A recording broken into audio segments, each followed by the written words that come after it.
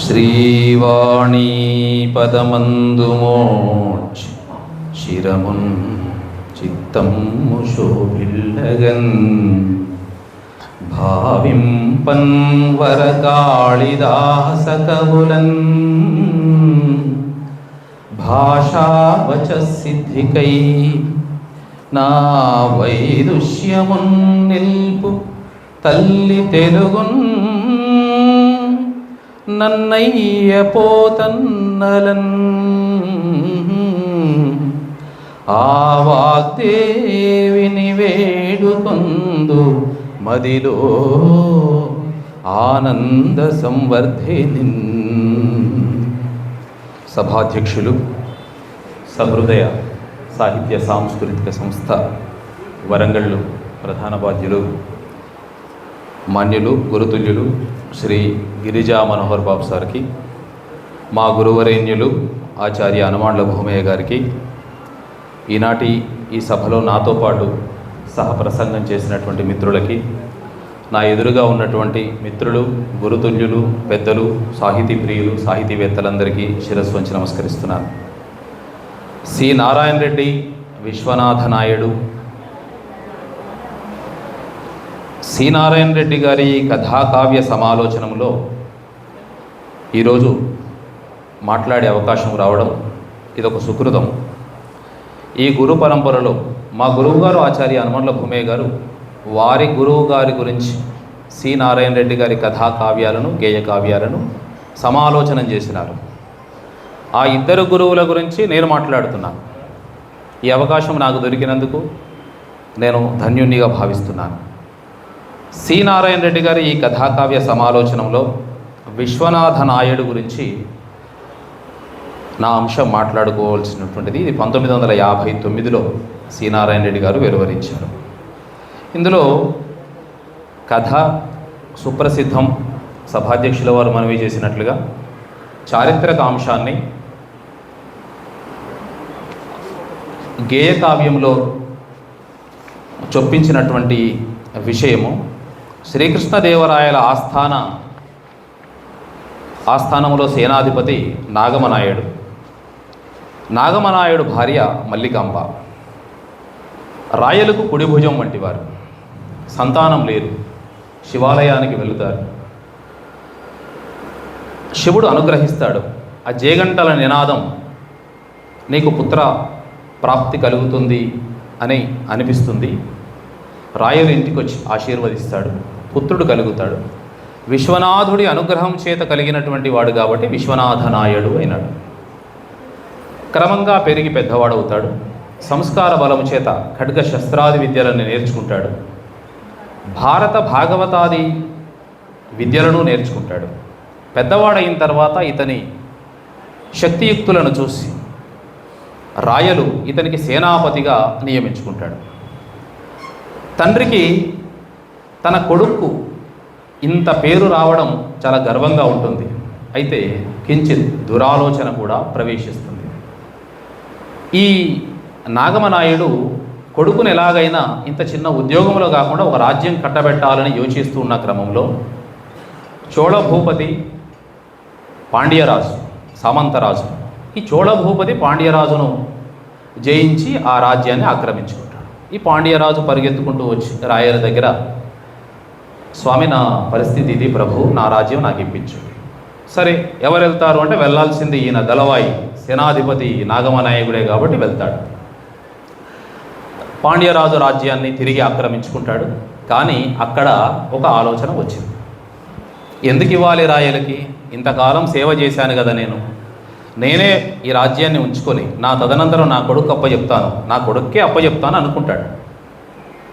ఈ విషయాన్ని చేరవేస్తాడు అక్కడికి.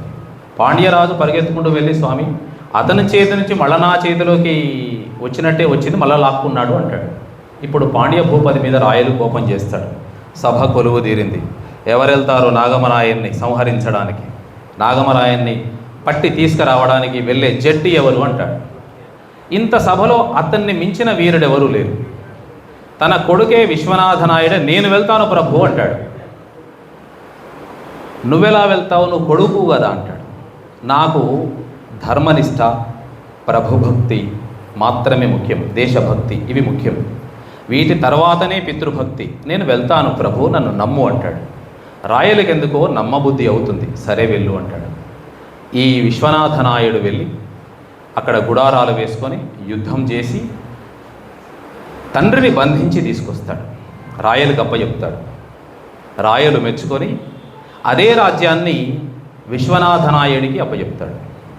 ఇందులో ధర్మనిష్ట అంతఃసారం సూచన ఏమిటంటే, అధర్మంగా రాజ్యాన్ని పొందాలనుకున్నటువంటి నాగమనాయుడు కుయుక్తికి రాజ్యం రాదు. సేనాపతిని విశ్వనాథనాయుడిని తన కుమారుడిగా భావించినటువంటి రాయలు ధర్మాన్ని కాపాడాడు కాబట్టి అదే రాజ్యాన్ని తిరిగిస్తాడు. ఎంత అద్భుతమైనటువంటి కథ నాకు అనిపించింది. ఈ కథ కనుక రాజమౌళి గారికి తెలిస్తే 500 కోట్లు పెట్టి సినిమా తీస్తాడు. ఎందుకంటే ఇప్పుడు ఈ పుస్తకం చదువుతున్నప్పుడు ఒక సినిమా స్క్రిప్ట్ ఎలా ఉంటుందో, ఒక దర్శకుడి చేతిలో పెడితే సినిమా స్క్రిప్ట్ ఎలా ఉంటుందో అలా ఉంది.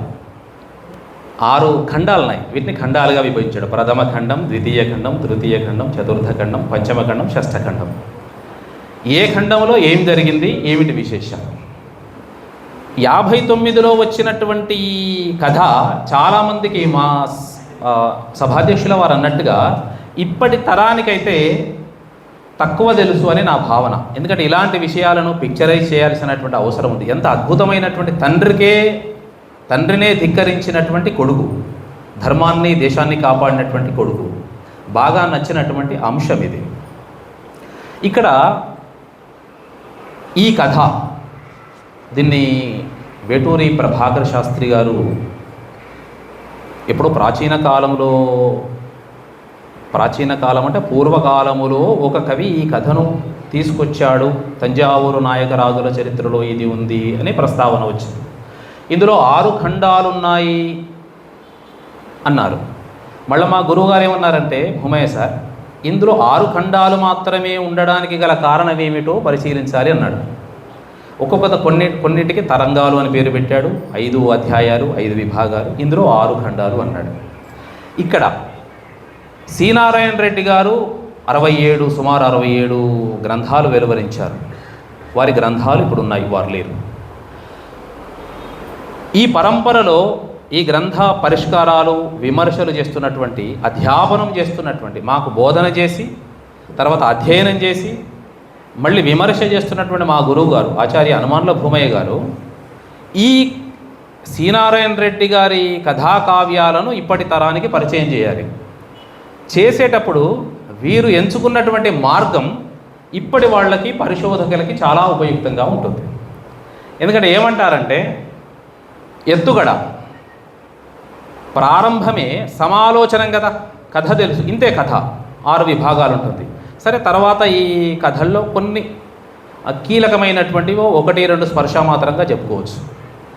భూమయ్య సార్ ఇది పాఠకులకు బాగా చదివింపజేయడంలో చేసినటువంటి ఎత్తుగడ అద్భుతమైన విషయం ఏంటంటే, ఒక పరిశోధక విద్యార్థి భూమయ్య సార్ దగ్గరికి వస్తారు. యూనివర్సిటీ అధ్యాపకుల దగ్గరికి వెళ్తారు కదా, వెళ్ళినప్పుడు ఏమంటారు, ఛాంబర్లోకి వచ్చినప్పుడు లేదా ఇంటికి వెళ్ళినప్పుడు, నమస్తే సార్, నమస్తే, కూర్చో, చెప్పిన సమయానికి వచ్చావు, సంతోషం, ఏం పని, ఇది ప్రారంభ వాక్యం సమాలోచనలో.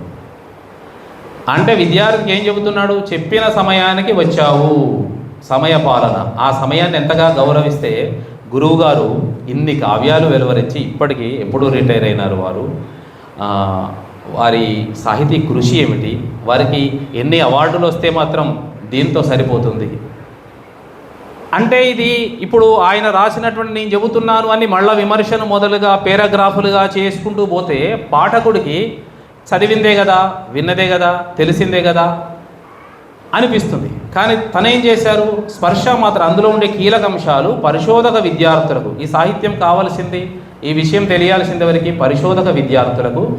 తర్వాత ఈ పరంపరగా ఈ అందరికీ రావాలి అంటే దాన్ని చదివింపజేయాలి అని అంటే ఎంఫిల్ చేయాలని ఉంది సార్, మంచిదే, ఏం ఆలోచిస్తున్నావు, ఏ విషయం మీద చేయాలనుకుంటున్నావు అని. అప్పుడు నిన్న సి.నారాయణ రెడ్డి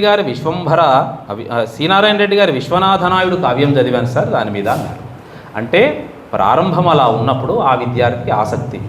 దీన్ని తను కూడా ఖండాలుగా భాగాలుగా విభజించుకొని విద్యార్థికి చెబుతూ మాట్లాడుతున్నట్టుగా, ఈ మాటలలో ఆ అంశాన్ని స్పృశిస్తున్నట్టుగా చాలా సమాలోచనలు సాహిత్యంలో వచ్చినప్పటికీ ఈ సమాలోచన అయితే నేను చూసినటువంటి ఒక ప్రత్యేకమైనటువంటి అంశమే ఈ గేయ కావ్యంలో 6 ఖండాలలో. ఇక సి నారాయణ రెడ్డి గారి కథ గురించి, వారి ఎత్తుగడ గురించి, ఖండగతి, మిశ్రగతి, త్రిశ్రగతి, చతురస్రగతి, వీటి గురించి, నియమాల గురించి మనందరికీ తెలిసిందే. కథ చెప్పుకున్నాం. ఇప్పుడు ఇందులో విశేషాలు చెప్పుకోవాలి. పైగా ఇప్పుడు ఇంకొక మాట చెప్తాను గురువు గారిది. విన్నావా? అర్థమైందా? ఏమిటి అలసిపోయినావా? ఒక్కసారి చదువు. పాత గ్రంథాలున్నాయి కదా, తిక్కన భారతంలోని రెఫరెన్స్ ఉంటుంది ఇక్కడ, ఒక్కసారి ఇది చూడు అంటుంటాడు మధ్య మధ్యలో. అన్నప్పుడు అసలు కథాకావ్యమే అద్భుతం. విశ్వనాథనాయుడు నిజంగా చదువుతున్నప్పుడు అదే అద్భుతం. అది దృశ్యకావ్యంగా కనిపిస్తుంటుంది. చదువుతుండగా పాఠకుడికి అక్కడ కళ్ళ ముందు ఆ సన్నివేశం జరుగుతున్నట్టుగా అనిపిస్తుంది. 1-2 దృశ్యాలు మీ ముందుంచే ప్రయత్నం చేస్తాను నేను. అది అలా ఉండగా సార్ ఏం చేస్తారంటే ఇది చెప్తూ విద్యార్థికి ఎక్కడ బోర్ వస్తుందేమో, వింటున్నాడేమో అని శౌనకాది మహామురులు ఇట్లనిది వినండి అని మనం భారతంలో చదువుకున్నాం. ఎదురుగా ఉండి ఏదో చెబుతున్నట్లుగా వింటున్నావా? అర్థమైందా? ఎందుకంటే భూమయ్య గారు కేవలం కవి విమర్శకులే కాదు, గురువు కదా ముందు. అందుకంటే ముందు క్లాస్ రూమ్లో పాఠం చెప్పారు కాబట్టి వారు పాఠం చెప్తున్నప్పుడు ఇలాంటి, ఇప్పుడంటే ఇలా ఉంది కానీ ఒకప్పుడు సీట్లు కూడా సరిపోలేదని మేము విన్నాం. ఆ రోజుల్లో వెనుక వచ్చి కూర్చునేవాళ్ళు, వేరే గ్రూపుల వాళ్ళు కూడా వచ్చి కూర్చుని వినేవాళ్ళని మేము విన్నాం. మరి అంతమందికి పాఠం చెప్పాలి అని అంటే, వాళ్ళని ఆకర్షించాలి అంటే ఆ పద్ధతి అలా. అంటే నాకు అనిపించింది ఏంటంటే కాలానుగుణంగా విషయాన్ని పాఠకుడికి తీసుకురావడానికి, కవికి అందించడానికి సార్ అప్గ్రేడ్ అవుతున్నాడు మనతో పాటుగా. మనకంటే ముందే వచ్చినాడు. నేను అనుకుంటూనే ఉన్నా సార్ కోపడతారు, సమయానికి రావాలి కదా అనే విషయాన్ని దృష్టిలో పెట్టుకుంటూనే ఉన్నా. అంటే అంత విషయ ప్రాధాన్యత. సరే, ఇక ఇందులో ఖండాలుగా విషయాలు ఉన్నాయి. మొదటి భాగంలో పుత్రుడు జన్మిస్తాడు. మొదటి భాగంలో పుత్రుడు కావాలని కోరుకుంటారు, శివాలయానికి వెళ్తారు. వీరికి పుత్రులు లేరు. ఇందులో నాగమనాయుడి చరిత్రలో భార్య అసలు లేదు అని అన్నారు. సినారే గారు మల్లికాంబ అనే పాత్రను ప్రవేశపెట్టారు. మహాకవులు ఒక పాత్రను ప్రవేశపెట్టినప్పుడు ఆ ఔచిత్యం లేకుండా, దానికి ప్రాధాన్యం లేకుండా అస్సలు ప్రవేశపెట్టరు. ఇప్పటి సినిమాల్లో హీరోయిన్ క్యారెక్టర్లు ఉంటాయి, ఎందుకున్నాయో తెలియదు, ఎవరికి తెలియదు. హీరోయిన్ వస్తుంది, 2-3 పాటలకు డ్యాన్స్ చేస్తుంది, వెళ్తుంది. అసలు ఆ పాత్రను తీసేసి మాట్లాడినా కూడా, ఆ పాత్రను తీసేసి చూసినా కూడా సినిమా బాగానే ఉంటుంది. మరి మహాకవులు అట్లా కాదు కదా. ఇది వారు పాత్ర ప్రవేశపెట్టారు. ఈ పాత్ర గొప్పతనం తర్వాత మాట్లాడుతుంది. ప్రథమ ఖండములో వీరు శివాలయానికి వెళ్ళడం, వేకువజామునే శివాలయానికి వెళ్తారు. అక్కడ గంటలు, వీరి ప్రార్థన ఆలకించి గంటలు మోగినాయి. ఎవరు ఆ గంటలు? జయగంటలు మోగినాయి. అతనికి శుభసూచకం అనిపించింది. ఇంటికి వచ్చి అందరికీ చెప్పాడు.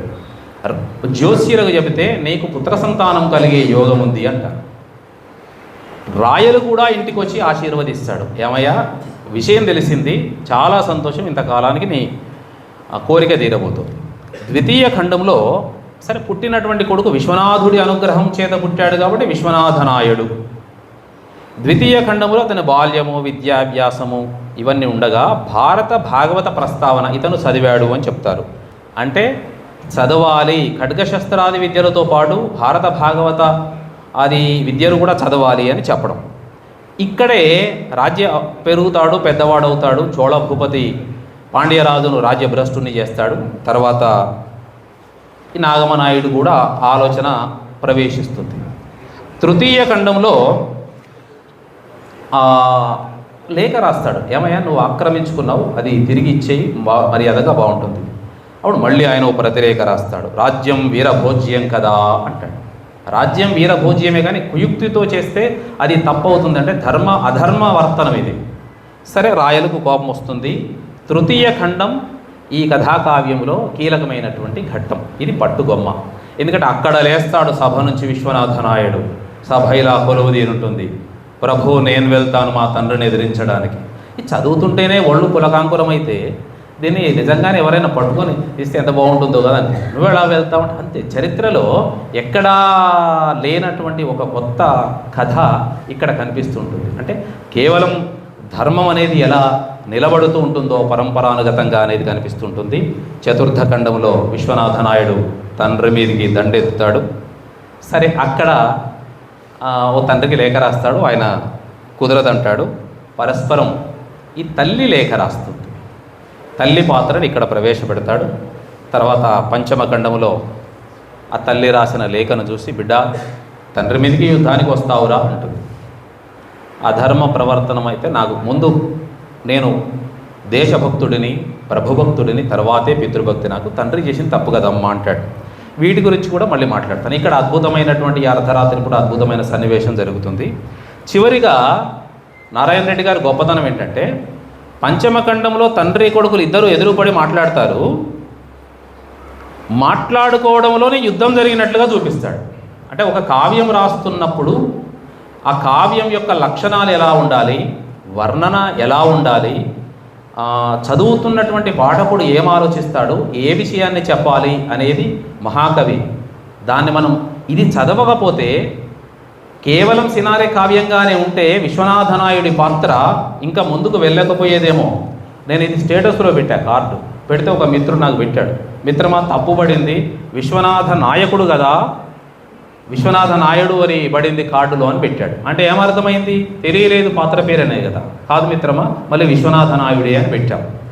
సారు కనుక ఇది సమాలోచన గ్రంథం కనుక వెలువరించకపోతే ఇంత అద్భుతమైనటువంటి కర్పూర వసంతరాయలు, నాగార్జున సాగరము, ఋతుచక్రము, విశ్వనాథ నాయుడు, ఇంత అద్భుతమైనటువంటి పాత్ర తదుపరి కాలానికి తెలిసేది ఎట్లా? కాబట్టి చివరగా మాటలే యుద్ధంగా సార్ అట్లా దృశ్యీకరిస్తాడు కవి గారు. అది అయిపోయిన తర్వాత ఓడిపోయినాడు అని చెప్తారు. అంతే, తండ్రిని బంధించి తీసుకెళ్తాడు కవి గారు. రాయలు అతనికి పట్టాభిషేకం చేస్తాడు. ఇది కథ. సరే, ఇందులో 1-2 అంశాలు మాత్రమే ప్రస్తావించి నేను ముగిస్తాను. ఇప్పుడు అతను అంటాడు, నాకు ఈశనత్రయములో ధనేశనము దారేశనము ఈ 2 లేవు, పుత్రేశనం మాత్రమే ఉన్నది అని చెప్తాడు. ప్రత్యేకత ఏమిటంటే, గుడికి వెళ్తారు, ప్రార్థన చేసుకుంటూ ఉంటారు. అంటే ఎవరైనా కొత్తగా సాహిత్యం కవిత్వం రాసేవాళ్ళు, విమర్శ రాసేవాళ్ళు, కావ్యాన్ని విమర్శనాత్మక దృష్టితో చూసే వాళ్ళ కోసం శ్రీనారాయణ రెడ్డి గారు వేకువజామునే శివాలయంకు వెళ్ళినటువంటి దంపతులు ఇలా ప్రార్థిస్తున్నారు శివుణ్ణి. గుప్పించితి ఖైదువులను, నాగమనాయుడు ప్రార్థిస్తున్నాడు శివుణ్ణి, ఆయన సేనాధిపతి.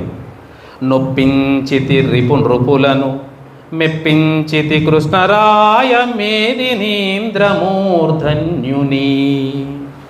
రత్నస్థగితములగు హర్మ్యశ్రేణులు గట్టించితి, గాదెలలో బంగారు టంకములు నిల్వబోయించితి, ఇన్ని ఉండి ఒక్క పుత్రుడన్నవాడు లేనినాడు, బూడిదలో పన్నీరైబోయగదా నా సర్వము. ఇది నాగమనాయుడి ప్రార్థన. నాగమనాయుడు ఈ ప్రార్థన చేసినాడు అని మామూలుగా మనం చదువుకుంటే అవును ప్రార్థన చేసినాడు కాదు. ఇక్కడ సమాలోచనం చేసేటువంటి గురువు గారు ఏం చెప్తున్నారంటే, విమర్శకుని ఆలోచన ధోరణి, ఆ ప్రార్థన తీరును గమనించాలి. తండ్రి ప్రార్థన చేస్తే ఎలా ఉంటుంది, తండ్రి ప్రార్థన చేస్తే ఎలా ఉంటుంది. తండ్రి కాబట్టి ఆయన తన గురించి తాను గొప్పదనం చెప్పుకుంటాడు. గుప్పించితి ఖైదువులను నొప్పించితి రిపులను, ఎన్నో చేశాను నేను, ఎందరో శత్రువుల్ని ఎన్నో జయించాను, ఎందరో శత్రువుల్ని పారద్రోలినాను. మెప్పించితి కృష్ణరాయ మేదినీంద్రమూర్ధన్యుని, నా అంతటి వాడు ఈ సభలో లేడని ఎన్నోసార్లు రాయలు నన్ను మెచ్చుకున్నాడు. అంటే మగవాడు ఆలోచిస్తున్నప్పుడు పురుషుడి ఆలోచన ధోరణి భుజబలానికి సంబంధించి, సమాజములో ప్రతిష్టకు సంబంధించి, అతడు సంపాదించిన ఆస్తిపాస్తుల గురించి ఉంటుంది. రత్న స్థగితములగు హర్మ్యశ్రేణులు గట్టించితి, ఎన్నో భవనాలను, మేడలను, మిద్దెలను, అద్భుతమైనటువంటి వాటిని కట్టి గాదెలలో బంగారు టంకములు నిల్వన్ బోయించితి. ఎంత సంపాదన ఈ దేశానికి సమకూర్చి పెట్టినానో నేను. ఇన్ని ఉండి ఒక్క పుత్రుడన్నవాడు లేని నాడు బూడిదలో పన్నీరై బోయగదా నా సర్వము. పురుషుడి ఆలోచన ధోరణి ఎన్ని ఉన్నప్పటికీ, ఎన్ని జయించాలని చూస్తాడు కానీ ఎన్ని ఉన్నప్పటికీ ఒక్క కొడుకును కంటే ఆ కొడుకును ఎత్తుకున్నప్పుడు, ఆ కొడుకు తన ఎదపైన తన్నుతున్నప్పుడు, కొడుకును చూసి నా కొడుకు అని తండ్రి చెప్పుకుంటున్నప్పుడు పొందే ఆనందం మిగతా వాటన్నింటి మీద తక్కువ అని. అంటే ఆలోచన ధోరణి, సేనాధిపతికి ఉండే ఆలోచన ధోరణి. తల్లి మనస్సు ఎలా ఉంటుంది? ఇప్పుడు ఈ మాట చెప్తే పిహెచ్డి ఎంఫిల్ పరిశోధన చేయాలనుకున్నటువంటి విద్యార్థికి ఈ మాట చెప్పాలి. ఇప్పుడు తల్లి ప్రార్థన చేస్తుంది. నా తండ్రి విశ్వనాథ నగతనయా ప్రాణనాథ, ఈ నా గొడ్రాలి బ్రతుకుకే నాడయ్యా విముక్తి. అమ్మాయని పిల్చెడు కన్నయ్యను గుండెలు చేపగ కౌగిలించుకొను భాగ్యము కలదా నాకీ జన్మకు. కడుపున చుమ్మలు ముట్టెను జడీభూతమయ్య తనువు, ఈ బ్రతుకుటెడారిని పండించెడు భాగ్యము నీదే. తల్లి ప్రార్థన ఇంతే. నా తండ్రి విశ్వనాథ, శివ విశ్వనాథ తండ్రి, నగతనయ ప్రాణనాథ. పదాలు కూడా దీర్ఘ సమాసాలు తల్లి ప్రార్థనలో లేకుండా వేశాడు సి.నారాయణ రెడ్డి గారు. అందులో రత్నస్థగితములకు హర్మ్యములు, ఇలా మేదినీంద్రుడు ఇలాంటి వాడినప్పుడు తల్లి కోమలమైన తల్లి ప్రార్థనలోని కోమలత్వాన్ని ఈ గేయములో చూపిస్తున్నాడు సినారే గారు. నా తండ్రి, తల్లి మాట్లాడుతోంది మల్లికాంబ గారు. ఈ నా గొడ్రాలి బ్రతుకుకి ఏనాడయ్యా విముక్తి. స్త్రీకి ఇవన్నింటితో సంబంధం లేదు. సంతానం ఉంటే చాలు, గొడ్రాలు అని పిలిపించుకోవడం కన్నా నాకు సంతానం ఉంది అని చెప్పుకుంటే మిగతా ప్రపంచాన్ని మొత్తం జయించినట్లుగా స్త్రీ భావిస్తుంది. అమ్మాయని పిల్చెడు కన్నయ్యను గుండెలు చేపగ కౌగిలించుకొను భాగ్యము కలదా నాకీ జన్మకు. ఇది చదివినప్పుడు మళ్ళీ కాసేపు అట్లా జ్వలిత కౌశల్య పుస్తకాన్ని తీసి ఒకసారి అట్లా చూసి మళ్ళీ 2 పేజీలు చదువుకొని పక్కకు పెట్టి మళ్ళీ ఇది చదువుకున్నాం. అంత అద్భుతమైనటువంటి ప్రార్థన. కడుపున చుంబలు ముట్టెను జడీభూతమయ్యే తనువు, ఈ బ్రతుకుటెడారిని పండించెడు భాగ్యము నీదే. పాత్రల స్వభావాన్ని ఇలా చూడాలి అని చెబుతున్నాడు. ఇదే స్వభావం, ఇదే మల్లికాంబ గారి యొక్క, మల్లికాంబ అంటే, అంబ అంటే తల్లి, కోమలమైనటువంటి పుష్పము మల్లిక తల్లి. ఈ పేరు సి.నారాయణ రెడ్డి గారు కల్పించారు. ఎందుకు కల్పించారు? ఊరికే కల్పించరు కదా, పాత్ర ఔచిత్యం లేకుండా అనుకున్నాం కదా. దీనికి చివర ఘట్టంలో ఒక మాట చెప్పుకోవాలి. నేను 5 నిమిషాల్లో ఈ విషయాన్ని చెప్పేసి ముగిస్తాను. విశ్వనాథుడు పెరిగి పెద్దవాడైనాడు. రాజ్యం సేనాపతిగా ఉన్నాడు. రాజ్యంలో తండ్రి నాగమనాయుడు వెళ్ళి పాండ్య రాజు చంద్రశేఖరుణ్ణి తరిమి కొట్టినాడు, తనే ఆక్రమించుకున్నాడు. ఇప్పుడు వెళ్ళాడు విశ్వనాథుడు, అక్కడ గుడారాలు వేసుకున్నాడు. గుడారాలు వేసుకుని తండ్రికి లేఖ పంపాడు. తండ్రికి కోపం వచ్చింది. నేను ఈ రాజ్యాన్ని ఆక్రమించింది వీడి కోసమే కదా, కొడుకు కోసమే కదా. ఏమిటి మల్లికాంబ, వీడు ఇంత చేశాడు, నా మీదకి యుద్ధానికి వచ్చాడు ఏమిటి మూర్ఖుడు. వీడు నా వైపున ఉంటే ఇద్దరం కలిసి ఇంకా రాజుని ఎదిరించేవాళ్ళం కదా, రాజ్యం వీరభోజ్యం కదా అని ఈమెతో మాట్లాడుతున్నాడు. సరే, కొడుకు అది నచ్చలేదు. జవాబు పంపాడు, కుదరదు, నేను యుద్ధానికే వస్తున్నా. మల్లికాంబ ఇక్కడ కల్పించుకొని ఈ తండ్రి బాధను, ఇటు తండ్రి, ఇటు భర్త, అటు కొడుకు చూసి, లేదు లేదు, ఈ యుద్ధ నివారణ చేయాలి. చరిత్రలో తండ్రి కొడుకులు యుద్ధం చేసినారంటే ఇది బాగోదు. ఇంత పేరున్నటువంటి నాగమనాయుడికి ఈ దురాలోచన వచ్చినా దీనికి ఎక్కడో తెరదించాలి అని ఆమె లేఖ రాసింది. ఒకసారి నా మేడగురా అని. ఈ కొడుకు విశ్వనాథ నాయుడు వెళ్ళాలా వద్దా అని యోచిస్తాడు. చివరికి వెళ్ళడానికే నిశ్చయించుకుంటాడు. వెళ్ళేది ఎక్కడికి? నా తల్లి దగ్గరికి కదా. అర్ధరాత్రి 2 భటులను తీసుకొని మేడలోనికి వెళ్తాడు. తల్లి ఎదురు చూస్తూ ఉంటుంది.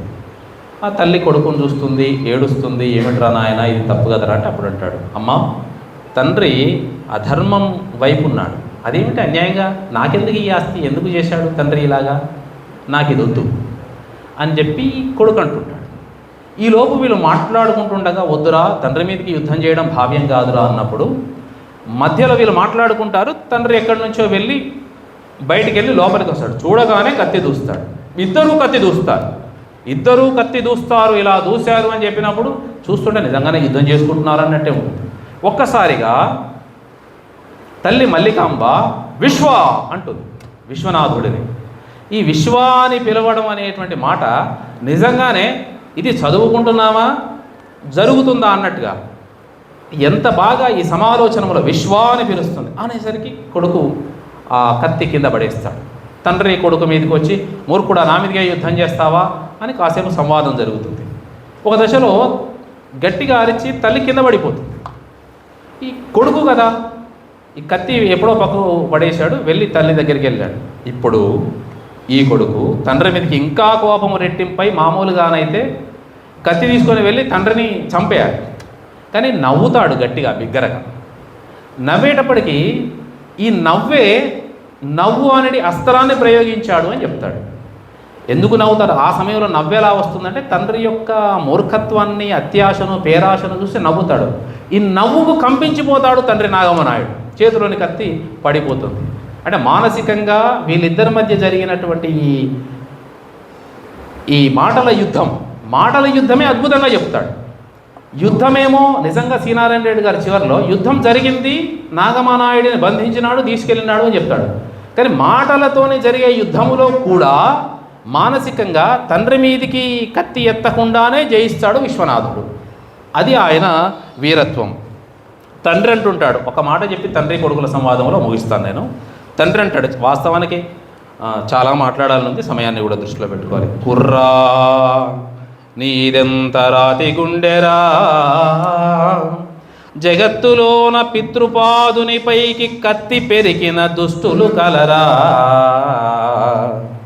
కలకాలము నీ రాయల కాళ్ళొత్తుచు బ్రతికెదవా, ఒకరిని శాసించడి జాతకము తుడిచివేసెదవా, ఇంతకు నేనెవరి కోసమీ బరువు మోసెదరా, ఫలోన్ముఖమ్మగునా స్వప్నమును కూల్చివేసెదవా, నిను దక్షిణ దేశాధీశునిగాను నరించుటకై నే పన్నిన వ్యూహమ్మును నెత్తుట ముంచెదవా. ఇది నిర్వేద లహరి నాగమనాయుడిది. నేను నీకోసం ఇంత చేస్తే నువ్వేమిటి ఇది అని. ఇప్పుడు ప్రశ్న, నాగమనాయుడి ప్రశ్నకు జవాబు చూడండి. విశ్వనాథుడు చెబుతున్నాడు, ఏలికనే ధిక్కరించి ఇతరుని రాజ్యమును దురాక్రమణ చేసినారలింతకన్నా రాజద్రోహమేది నాన్న, కన్నుల ముందర అధర్మకాండ జరుగుచున్నప్పుడు మిన్నకుండునట్టువానికన్న పాపి ఎవడుండును, ధర్మస్థాపనకు కన్న తండ్రి కెదురుదాకినందుకెట్టి పాపమైన నన్ను చుట్టని అనుభవించదా. తండ్రి ప్రశ్నకి కొడుకు జవాబు ధీటైనటువంటి జవాబు. తండ్రికి ఇచ్చిన సమాధానంలో విశ్వనాథుడి ధర్మనిష్ట, ప్రభుభక్తి, నిర్మమత, స్వార్థరాహిత్యం ఇవన్నీ కనిపిస్తుంటాయి. ఈ విశ్వనాథ కావ్యం ధర్మవీరాన్ని, ప్రభుభక్తిని వెల్లడి చేసేటువంటిది. విశ్వనాథుడు వీరుడు. ఇతని అద్భుతమైనటువంటి ఈ కావ్యాన్ని, ఈ కథను అందించడానికి తండ్రిని ఎదిరించేటువంటి పూనుకుంటున్నటువంటి చర్య, ఇది లోకానికి ఒక కొత్త పాఠం నేర్పుతోంది. చరిత్రలో వచ్చినటువంటి గేయ కావ్యాలలో విశ్వనాథ పాత్రకి ఎందుకింత గొప్ప పేరు ఉంది అంటే, ఇది శృంగారం రసానికి సంబంధం లేకుండా సాగినటువంటి కథ. ఇందులో శృంగార ప్రస్తావన ఎక్కడా ఉండదు. శ్రీనారాయణ రెడ్డి కావ్యాలంటేనే ఇప్పటిదాకా మనం విన్నాము, కుమారగిరి రెడ్డి లకుమ, ప్రణయ గజ, నాగార్జున సాగరము, ఋతుచక్రంలో కూడా ఆ స్పర్శ మాత్రంగా ఉంటుంది. కానీ ఎక్కడ కేవలం ధర్మవీరమే. ఇందులో ధర్మవీరం ప్రధానంగా ఉన్నటువంటి సభ. ఏ సభలోనైతే రాయలు విశ్వనాథుడిని కొంచెం పురమాయించినాడో, అనుమానించినాడో, లేదు నమ్మి పంపించినాడో అదే సభలోనికి నాగమనాయుడిని బంధించి తీసుకొస్తాడు విశ్వనాథ నాయుడు. చూస్తూ ఉన్నటువంటి సభ మాత్రమే కాదు, ప్రపంచమంతా నివ్వెరబోయింది. చరిత్రలో విశ్వనాథ నాయుడు నిలబడ్డాడు. ధర్మం కోసం, దేశం కోసం, ప్రభువుకి ఇచ్చిన మాట కోసం తండ్రిని ఎదిరించినటువంటి వీరుడుగా నాగమనాయుడు నిలబడ్డాడు. అలా నాగమనాయుడిని తన దగ్గరికి అలా వచ్చినటువంటి నాగమనాయుడిని బంధిస్తాడు. రాయలు క్షమిస్తాడు. విశ్వనాథ నాయుడికి తండ్రివి కాబట్టి క్షమిస్తున్నాను పో అంటాడు. కావలసింది విశ్వనాథ నాయుడిని రా కుర్రా అంటాడు. ఎందుకంటే బిడ్డ రా అంటాడు. విశ్వనాథ నాయుడు రాయలు తన కొడుకుగానే భావించాడు. మానసికంగా తీసుకొచ్చి దా కూర్చో నా పక్కన, సింహాసన పక్కన అంటాడు. ఇందుకు కూడా భారతంలో దేవేంద్రుడి దగ్గరికి అర్జునుడు వెళ్ళినప్పుడు ఇంద్రుడు సగౌరవంగా అర్జునుడిని పిలిపించుకున్నట్లుగా ఇక్కడ ప్రస్తావన ఉంది అని సమాలోచనలో చెప్తారు. అంటే సందర్భాన్ని బట్టి విద్యార్థికి లేదా చదువుతున్నటువంటి పాఠకుడికి, ఆ సాహిత్య అభిమానికి ఆ రెఫరెన్స్లు ఎక్కడికక్కడ చూపిస్తూ కథను ముందుకు తీసుకొచ్చాడు. ఇక్కడ సగౌరవంగా ఆ పాండ్య రాజ్యాన్ని నీకే అప్పచెప్తున్నాను. నాకు ఆశ్చర్యంగా ఉంది, ఇంతటి వీరుడవు మీ నాన్నేమో నన్ను ధిక్కరిస్తే నీకెందుకు నా మాట వినాలనిపించిందంటే, నాకు ఆయన విశ్వనాథ అంశ, శివాంశలో జన్మించినటువంటి వాడు కాబట్టి ధర్మాన్ని తప్పితే ఆ పాత్ర ఔచిత్యమే దెబ్బతింటుంది. నాకు దేశము, ధర్మము ఇది కావాలి అంటాడు. వెంటనే రాయలు ఆ రాజ్యాన్ని నీకు ఇస్తున్నాను వెళ్ళు అని సగౌరవంగా రాజ్యాన్ని కట్టబెడతాడు. ఆ రాజ్యం కోసమే అన్యాయవర్తనుడై అధర్మంగా ప్రవర్తించిన నాగమనాయుడు ధర్మబద్ధంగా ఉంటే చాలు, మన దగ్గరికి ఏమొస్తే అది వచ్చింది మనది, రాంతి కాదు. రాజ్యరమ వరించింది విశ్వనాథ నాయుడిని కేవలం ధర్మవీరం వల్ల. వీరుడై ఉండి ధర్మం. ఈ కథ ఇప్పటి సమాజానికి ఎందుకు చెప్పాలి అంటే, కేవలం దేశం, ధర్మం మాత్రమే ముఖ్యం. స్వార్థము, నేను, నాది, మనవాళ్ళు, మనది అనేటువంటి విషయాలు ప్రచారంలోకి రాకుండా మన చారిత్రక పురుషులు ఇలాంటి వాళ్ళు ఉన్నారు. కల్పిత పాత్రలతో సినిమాలు తీసి వేల కోట్లు దండుకుంటున్నటువంటివి ఈ పరిస్థితులలో ఇలాంటి మంచి కథల్ని మనకు కేవలం శ్రీనారాయణ రెడ్డి గారి నుంచి మళ్ళా భూమయ్య సార్ నుంచి మళ్ళా మనలాంటి వాళ్ళు ఎవరు ముందుకొచ్చి వాటి గురించి మాట్లాడుకుంటూ ఉంటే, విశ్వనాథ నాయుడు పాత్ర చిరకాలం నిలిచిపోతే ఇది ఒక రోల్ మోడల్గా విశ్వనాథ నాయుడు నేటి తరానికి, దేశానికి, ధర్మానికి రోల్ మోడల్గా ఖచ్చితంగా ఉంటాడు. ఆదర్శప్రాయమైనటువంటి జీవనం గడిపినటువంటి విశ్వనాథుడి నాయుడు లాంటి పాత్రను ఖచ్చితంగా ఇప్పటి తరానికి అందించాలి. ఇలాంటి కథలు చెప్పాలి. ఉపాధ్యాయులుగా అందుకు మేము బాధ్యత తీసుకోవాలి. విరివిగా ఇలాంటి పాత్రలు ధర్మం గురించి చెప్పాలి. ఇందులో విమర్శ ఎలా చేయాలి, ఒక విషయాన్ని ఎట్లా చెప్పాలి అని దానికి భూమయ్య సారు పుస్తకాలు చదివితే కొత్తగా విమర్శ చేయాలి. ఒక విషయాన్ని విశ్లేషణ ఎట్లా చేయాలి, ఈ విషయాన్ని ఎలా చూడాలి అంటే భూమయ్య సార్ పుస్తకాలు చదివితే చాలు. ఎలా ఉంటుంది, ఎంత అద్భుతంగా విషయం దగ్గరికి తీసుకెళ్తాడు అతను. నేను మాట్లాడడానికి వాస్తవానికి చాలా విషయాలు ఉన్నాయి. నేను చాలా ఇష్టంగా ఒక వారం రోజులుగా ఈ పాత్రతో, విశ్వనాథ నాయుడి పాత్రతోటి నేను మాట్లాడుతూ మానసికంగా అతడితోనే ఆ పాత్రను ఆవాహన చేసుకొని అతడితో మాట్లాడుతూ అంత ధర్మనిష్ట. నాకు ఈ అవకాశం ఇవ్వకపోతే ఇంత మంచి పాత్రతో నేను వారం రోజులుగా మాట్లాడుకునే అవకాశం లేకపోయేది కదా అని అనుకున్నాను. ఈ సమయాన్ని దృష్టిలో పెట్టుకొని ఇది విశ్వనాథుడి నాయుడి పాత్ర. ఇంతటితోటి నాకు ఈ అవకాశం ఇచ్చినందుకు సభాధ్యక్షుల వారికి, భూమయ్య సార్కి హృదయపూర్వకంగా కృతజ్ఞత తెలియజేస్తూ ముగిస్తున్నాను. ధన్యవాదాలు.